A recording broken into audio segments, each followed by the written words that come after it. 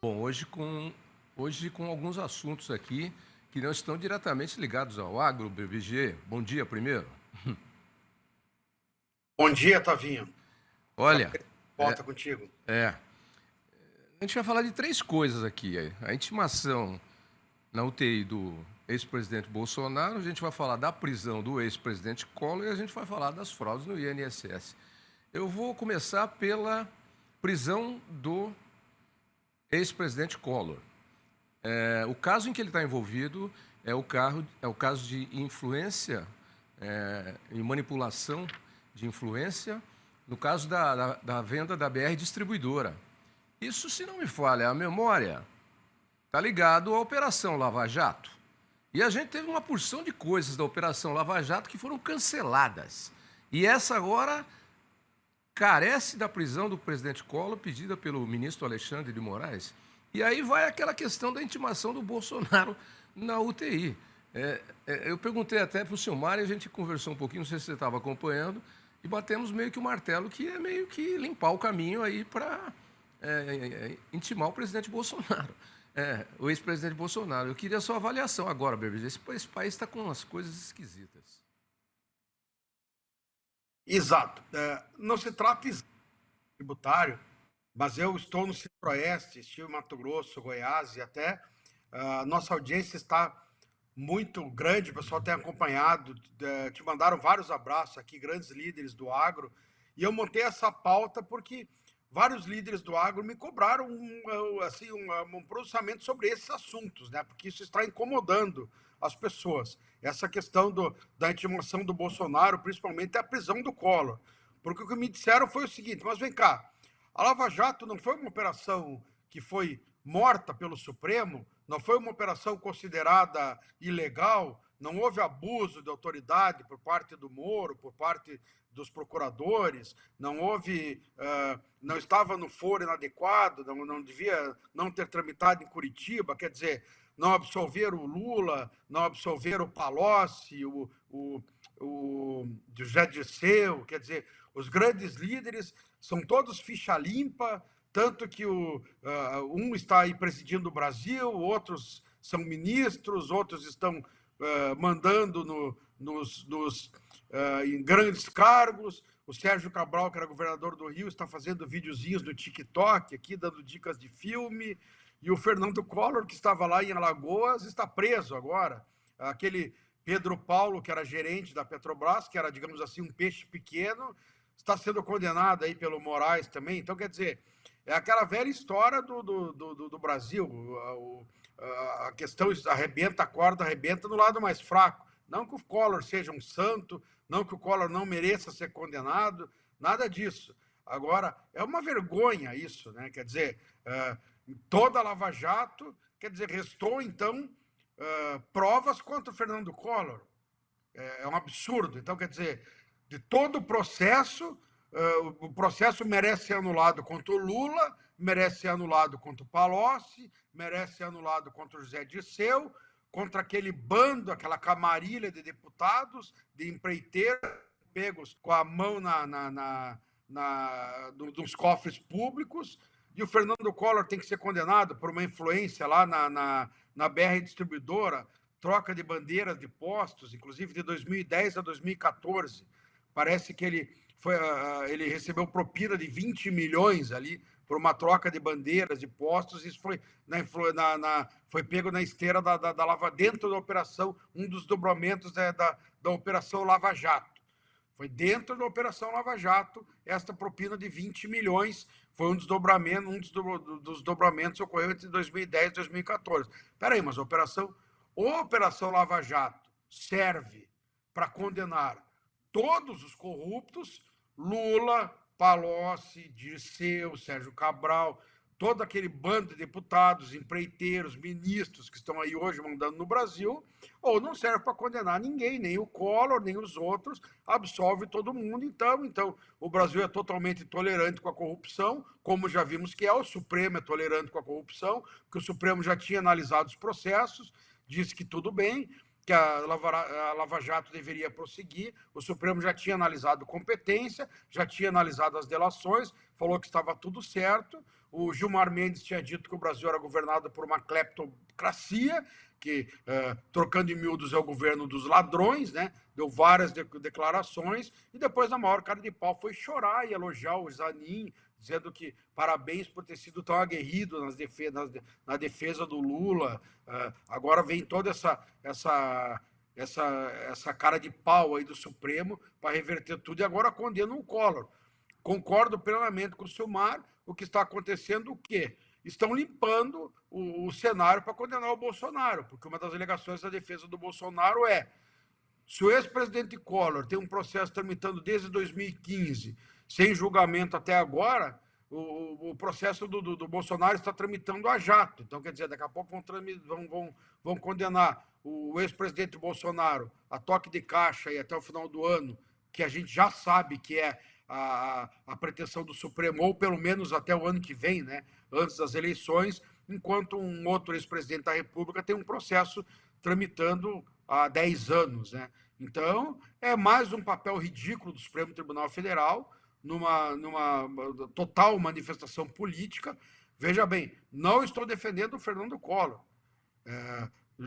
Creio que já deu manifestações de corrupção, deveria ser condenado, na minha opinião, mas ele deveria ser condenado, assim como o Dirceu, Palocci, Lula e todos os outros implicados na Lava Jato.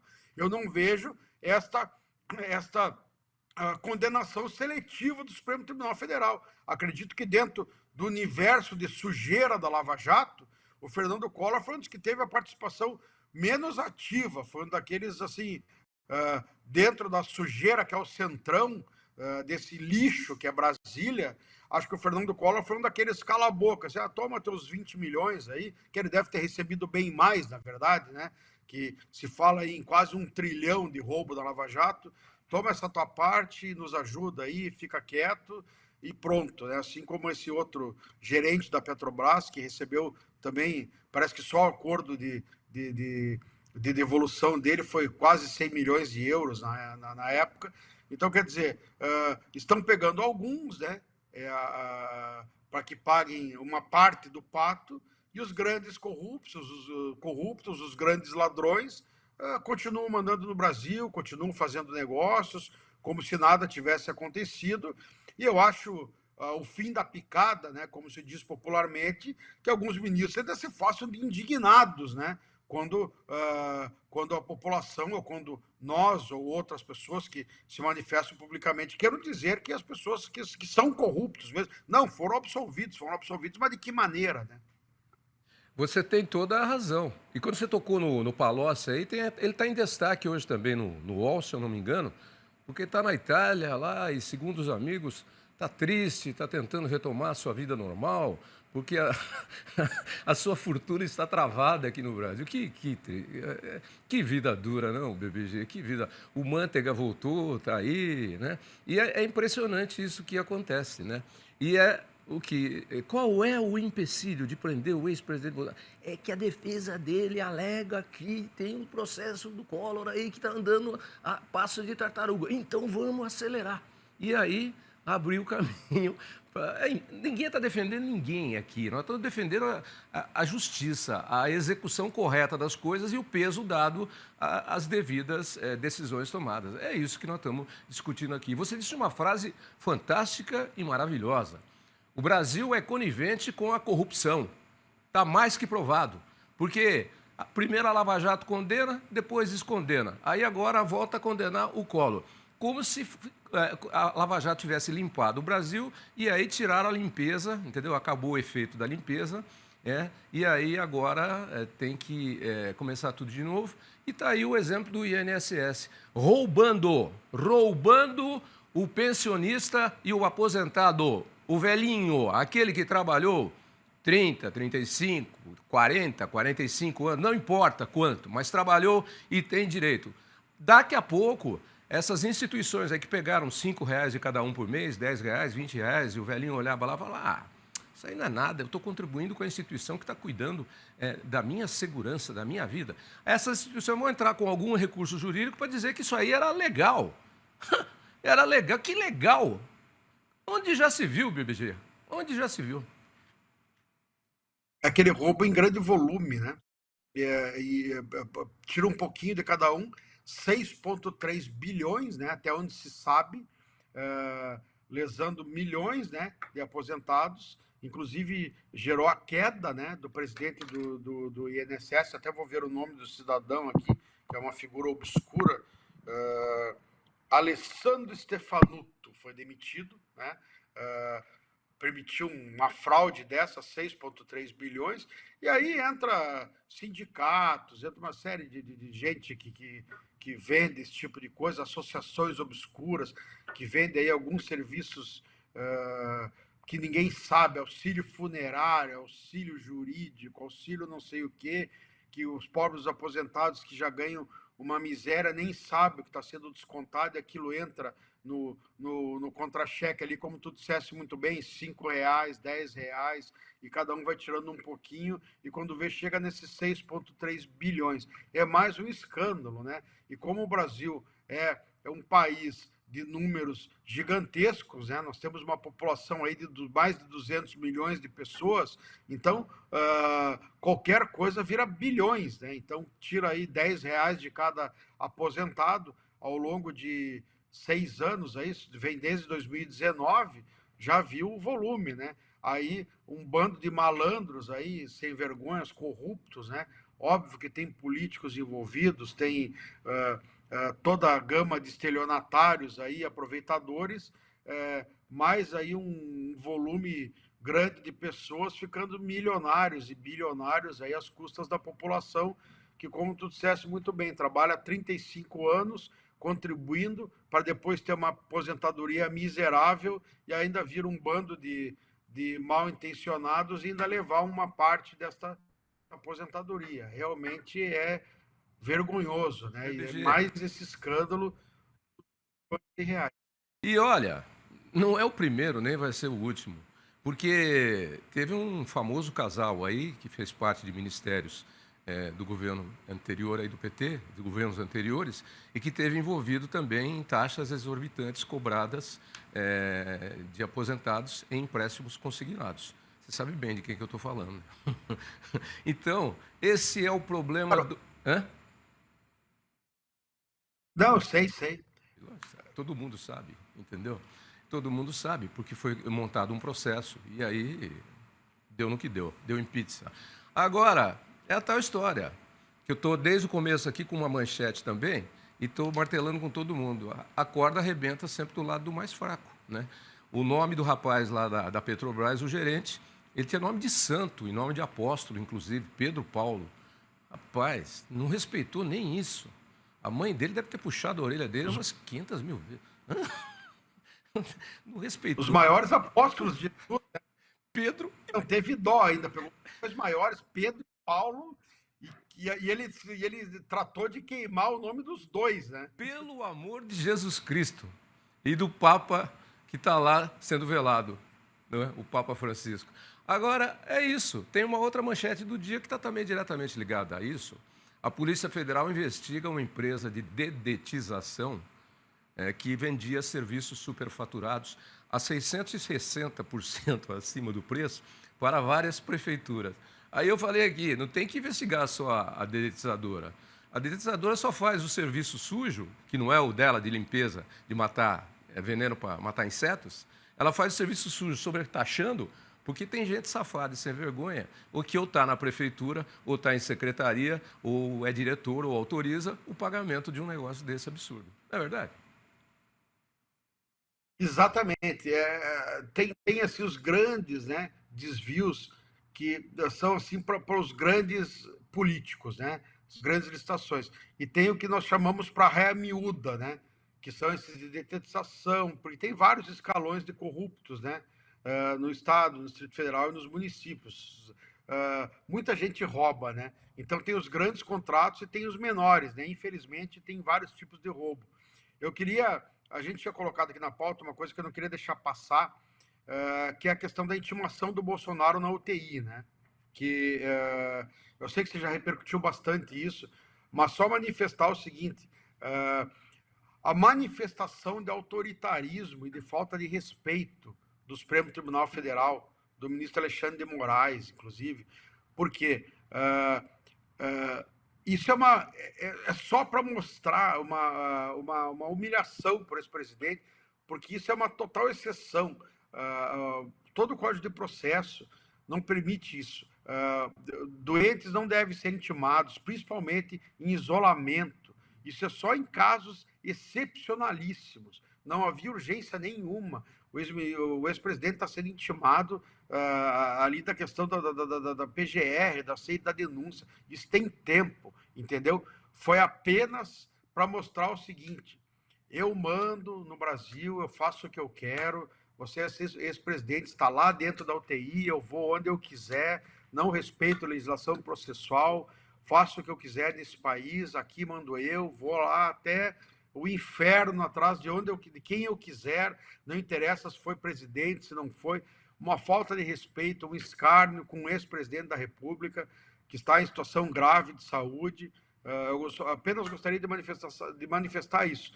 Muito mais do que o atropelo da legislação, das questões dos ritos processuais, dos ritos normais de intimação, enfim, da liturgia processual, é a demonstração de agressão, de violência, de dizer o seguinte: ó, eu posso fazer o que eu quero, independente de quem seja a pessoa.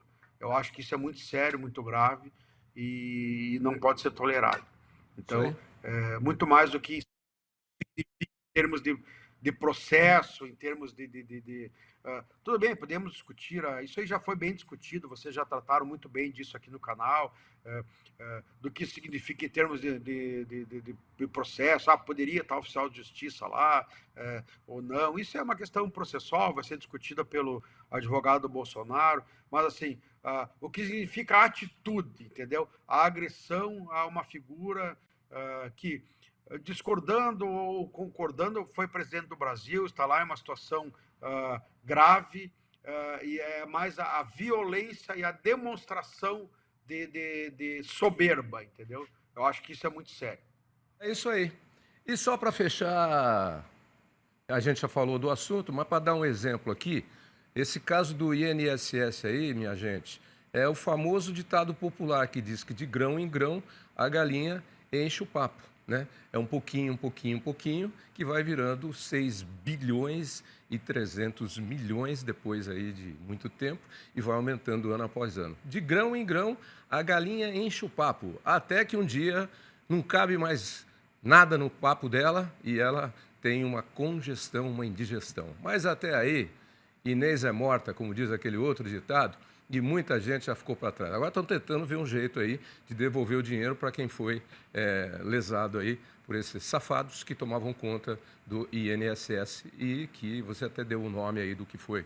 Fez bem o presidente Lula, demitir logo, mas já tinha que ter investigado isso aí há muito tempo. Esse negócio está rodando solto há 10 anos. E esse negócio de grão em grão a galinha enche o papo, eu me lembro que uma vez eu entrei numa loja e tudo lá custava 99. Era R$ 1,99, R$ 5,99, R$ 10,99, R$ 25,99. E aí você que é tributarista vai gostar dessa história. Eu cheguei para o gerente e perguntei assim, mas por que tudo aqui custa esse quebradinho? Você tem um centavo para me devolver? Eu te dou 30, você me devolve um centavo daquilo que custou R$ 20,99? Falei, não, tá, não tem, né? Eu falei, então, mas tudo é assim. Aí de 1 em 1 centavo aqui, depois de um mês, a coisa vai longe, hein, BBG? E uma coisa, Tavinho, que aqui o teu programa tem um alcance incrível e é bom a gente sempre prestar um serviço para os aposentados. Cuidem muito com o que vocês assinam, crédito consignado, com esse serviço, porque a gente vê muitos casos de aposentados que recebem ligações de ofertas e muitas vezes não sabem o que estão assinando, acabam pegando dinheiro que não precisam, acabam comprometendo um valor muito alto das aposentadorias. Eu sei que a nossa pauta aqui é tributária, a gente montou essa semana com base nos pedidos que a gente recebeu pela andança que a gente fez aqui pelo Centro-Oeste. Semana que vem a gente vai voltar com alguns assuntos interessantes da área tributária, mas sempre que a gente pode prestar um serviço. Quem é aposentado, cuide. Com ligações, não assine contrato sem consultar um advogado, sem consultar alguém que entenda, cuidado, às vezes você vai pegar um dinheiro caro, vai comprometer a sua aposentadoria, depois isso aí vai fazer falta. Tem muito malandro aí trabalhando em banco e oferecendo esses empréstimos. Aí quando vê, você está comprometendo aí 30% da aposentadoria. Tem limites agora, mas quando vê, está comprometendo um dinheiro que vai fazer falta, e às vezes você nem precisa desse dinheiro e não é o que você esperava, vai pegar menos, vai pagar um juro alto. Então tenha cuidado, tem muitas coisas aí, tem muitas empresas, muitos bancos trabalhando em cima de aposentados e oferecendo aí produtos que você não precisa e são caros. Porque os espertalhões de plantão não saem do plantão e vão se camuflando e se transformando como camaleões a cada vez que um tipo de golpe é descoberto. Esta é a prática do roubo, da malandragem e da safadeza que é comum a qualquer tipo de crime. Quando a máscara cai, ele compra outra e o crime continua e vai se renovando.